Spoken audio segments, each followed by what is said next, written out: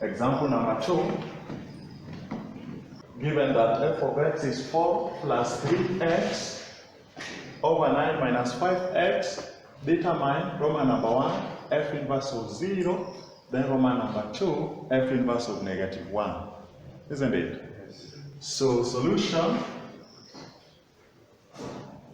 So the first step, you let f of x be y, isn't it? Yes. So you let y to be a function of x, isn't it? Yes. So if y is a function of x, it means y is equals to 4 plus 3x over 9 minus 5x, isn't it?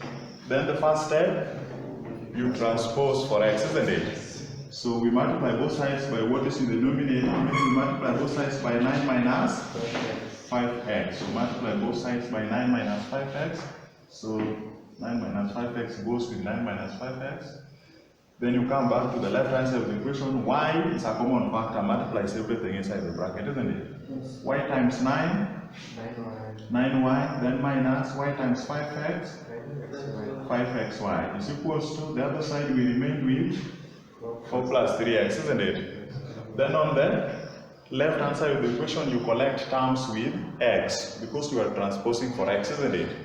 So the terms with x, we have this side already, we have negative 5xy, isn't it? So we have negative 5xy, then on the other side is positive 3x. So positive 3x coming on the left hand side of the equation, it becomes negative 3x. Then the other side we are left with 4, isn't it?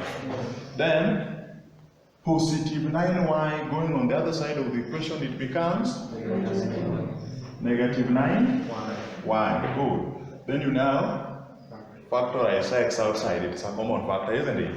So if you factorize x outside here, you remain with the negative 5y, isn't it? Negative 5y, then minus 3. You factor x only because x is what we need. We are not interested in the negative, isn't it? We are only interested in x only because it is what is to be made the subject. So that one is equals to 4 minus 9y. So for us to get x, we divide by its coefficient, which is negative 5y minus 3. Negative 5y minus 3.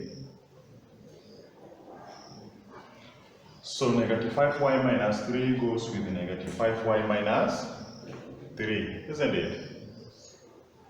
Now after that, you remain with x is equals to 4 minus 9y over negative 5y minus 3. So after that, what do you do? Second step, you interchange the variables, isn't it? Yes, after interchanging the variable, where there is x, you put y, where there is y, you put x, isn't it? So we have y now is equals to 4 minus 9x over negative 5x minus 3. So after you interchange the variable, meaning what you found is now the inverse function, isn't it? So it means this y is now an inverse function of what?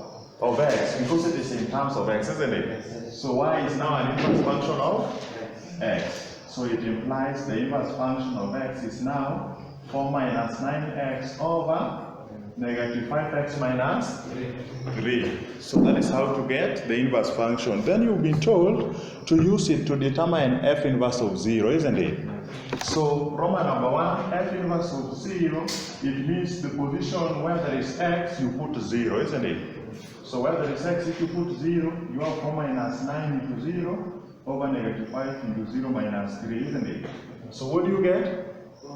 4 minus 0 is 0 in the numerator, which is 4 in the numerator, isn't it? Yes. Then in the numerator, 0 minus 3, negative 3. So it means that is negative 4 over 3, isn't it? Then you move to Roman number 2, you've been told to determine f inverse of 1, isn't it? So Roman number 2, f inverse of 1 is what?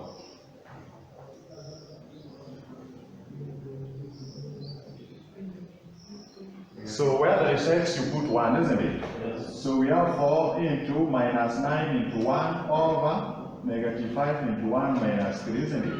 So if you simplify the numerator, you get negative 5. If you simplify the denominator, you get negative 8. So at the end, you end up with 5 over 8. So that is how to determine an inverse function.